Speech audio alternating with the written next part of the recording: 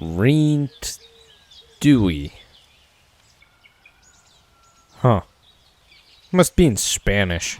Crime Simulator is a game where you play as a criminal and commit crimes. Everything from trespassing to theft and credit card fraud is an option, and we can commit as many crimes as we want. You see, today we're trying to acquire Romanian citizenship, and not through any legal means. Rather, we'll be using a classic method passed down by generations called theft. We'll be taking just about everything in our sight.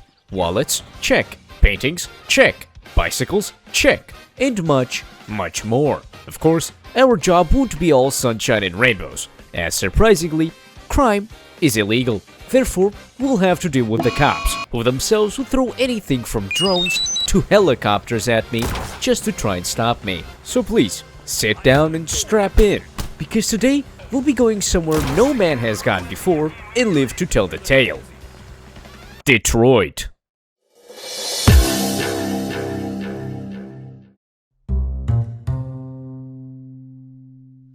Welcome to the Hideout. It may not be much, but this will be our headquarters for the foreseeable future. This is where we'll deliver our stolen goods to meet our quota, which right now is only $1,000. So, I get on my computer and start looking for jobs. These are effectively side quests we can perform for some extra cash. In this case, we just need to plant a package inside someone's house. Sounds easy. Let's do it. Our first stop is Rural Street, a quiet neighborhood, but a decent spot regardless. We arrive at 9 PM and we have until 6 AM to steal as many things as we can. For now, we'll start by planting the package from our job. Since I didn't have a glass knife to open this window, I had to rely on an alternative entrance. Unsurprisingly, that didn't go too well. So, believing the cops in this game were far stronger than they actually were, I restarted out of fear. This time around, I bought the glass knife before heading out. There was a small problem. The house's tenant was standing outside, so I decided to go all the way around the house and hopped over the fence out back. And then, I didn't use the glass knife, because I thought it was going to make some noise. We did, however, manage to make our way into the house. Here, we dropped off the package and left without a trace. Our next target was the Mark's residence, which required a little lockpicking to get access to. And we're in. After doing some scouting to make sure I wouldn't get caught, I hopped through the bathroom window and into the house itself, where I got myself a statue and a guitar, which had a total value of about $200. Next up, the Daves. After picking their front gate's lock, I snuck all the way around the house and into their tool shed, where I found a camera, $50, keys to the house, and a small gas can, which I didn't take. As I prepared to leave the shack, we were spotted by a security camera, alerting everyone in the house and causing them to come look for me. Thankfully, we managed to get away without the police being called, and the camera we stole was worth $300. All in all, things are looking pretty good. So, I decided it was time to take on the garage. Anyways, after delivering our stolen goods, we found that we had $600 of the $1,000 we needed. So, one more trip and we should be done with this quota. We start by going to Aria's house, where we open the door too fast and wake her up. This gets the cops called on us. Like an idiot, I end up going in the direction that the cops arrived from. And then... Ow. Okay. Let's try that again. After a quick trip around the neighborhood, I had enough items to pay off the first quota. So, I went home, dropped off my loot, and finalized the delivery, assuming this would also send over whatever loot was in the delivery box. Disappointing. It was obvious that if I kept playing like this, there was no way I'd even be able to get past the second quota. So, it was time to lock in. The Dave's residence is incredibly close to my escape vehicle, easy to enter, and has a backdoor escape route. And I made use of this. I started my assault by entering through the bathroom, where I found money, a skill magazine, and almost got caught by someone entering the room. Thankfully, I wasn't seen exiting, and not long after, one of the residents went to bed, meaning it was action time.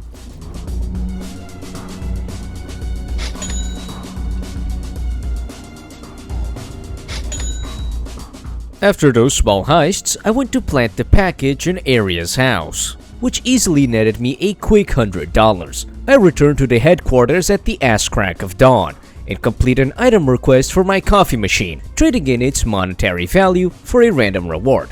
This does result in me completing a challenge, which advances my objective by $250. All in all, our haul came out to about $460. Not bad at all, but if we want to pay off our debt, we'll have to do even better. I spent my next few days learning the ins and outs of the game's systems. If I wanted to make it big in the criminal underworld, I would need to become faster, more efficient, more Romanian. I continued to terrorize Rural Street for a few more days, stealing from new people, new places, and getting chased down by cops several times. Now capable of raking in upwards of a few $1,000s per operation, I decided it was time to expand my horizons. Rural Street may be easy, but there's bigger earnings to be found elsewhere. And so, I turned my attention to the second map of the game, Lakeside Street. This map is not only larger than the last one, but it also has far more locations for us to steal from, and by extension, more money for us to make. Unfortunately for us, a lot of the doors on this map require advanced lockpicking for us to get in. On top of that, many houses have alarms on their windows. Oh my god, bro. Oh, hell no, man. What the fuck, man? But this one didn't. The Henderson residence is the perfect farming spot for this map. Easy to get in, and sometimes has a whole gaming PC waiting for us. But of course, I get greedy, and my hubris ends up being my downfall. Stop right there! So, we return to Rural Street. We currently need to farm a lot of cash and XP just so we can get advanced lockpicking. Then, we can finally start getting progress done in Lakeside. In order to earn ourselves some cash, we'd need to start heisting big time. That's where this bad boy comes in. This little canister lets us put everyone inside a house to sleep for a short period of time. During that time frame, we're free to take just about whatever we want without anyone calling the cops. We made use of this to steal quite literally everything inside the Dave's residence. And this wouldn't even be the last time I tormented them with my thievery.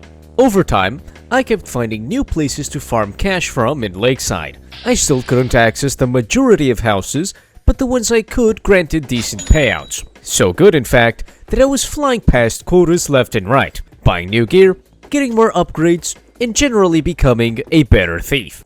And then I unlocked Pro difficulty. On paper, it was simple. The game would be harder, but I'd get more rewards. I felt I had the skill required to take this mode on. However, I had underestimated just how much funding the police department was about to get. I've dealt with plenty of cops before. There's nothing they could throw out that could surprise me. No way that you can hide from the best. I'm a mess, I body anything that take a breath. On my left is a Apollo body bigger than myself, and on my right is 100 scared souls scream at hell, and they scattered trying to get away, but they gon' meet the end of the day, cause ain't no way they ever had a chance to contend with me. Cause see, I kill them all, I could kill them all. See the me of them, and my blood ain't about to spill it all. Cause I'm the hunter, not the hunty, and for an enemy, I guarantee that they don't want me. It's something just a little different behind my run. Maybe it's the way I turn my enemies to lunch meat, or maybe it's the way I smash them. I may have underestimated the cops.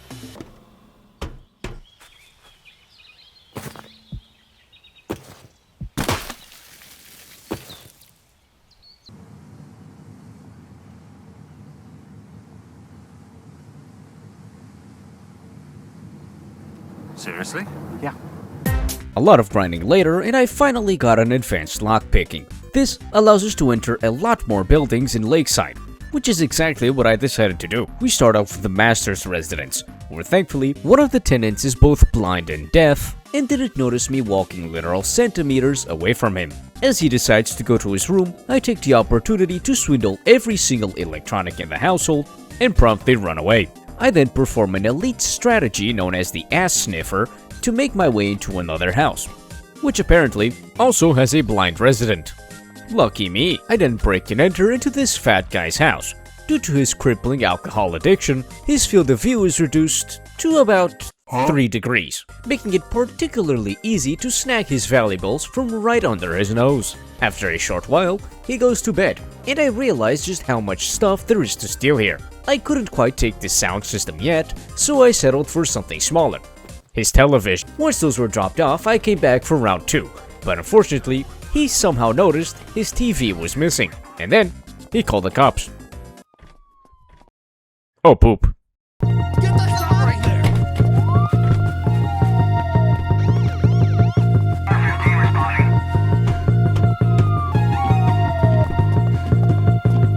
I heard something. Where the hell is I see him?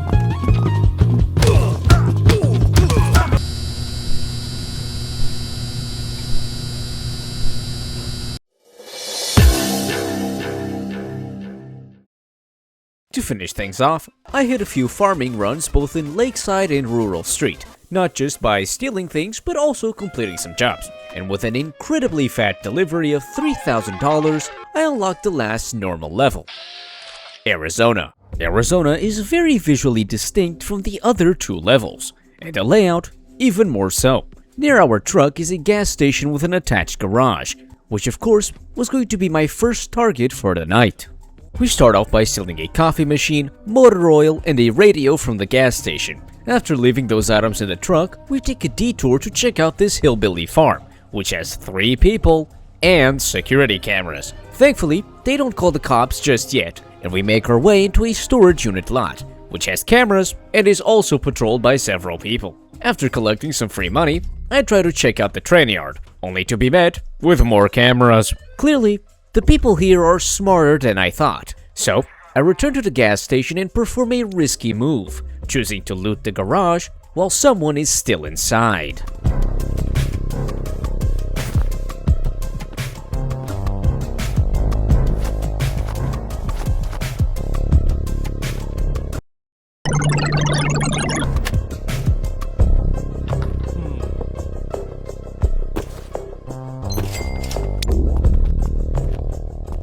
And with the other guy now in the bathroom, it was as good a time as any to check out the front of the store again, this time behind the counter. Here, I nab the heater, a clock, and a Geiger counter before leaving the store to drop the loot off at my truck. Back at the storage units, I attempted to pick a lock. Are you You know, coming to think of it, the house is kind of fucking ugly. You know what, I'm just gonna sell it.